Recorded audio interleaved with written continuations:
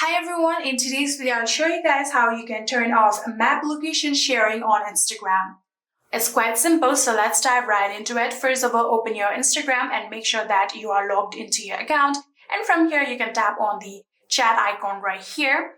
And from here you can see this is the section where you can write note and share location. Here you can see I'm currently sharing my location. So if you want to turn this off, you'll have to tap on the location just like this. And here we'll get to the map. So in here you'll have to tap on this settings option right here.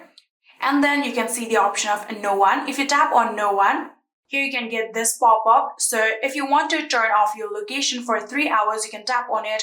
Or if you want to turn it off for 24 hours, you can do that. Or if you want to turn it off until you turn it on, you'll have to tap on until you turn it on back on. Like that, and here you can see now you are not sharing your location anymore. And just like this, you can turn off map location sharing on Instagram.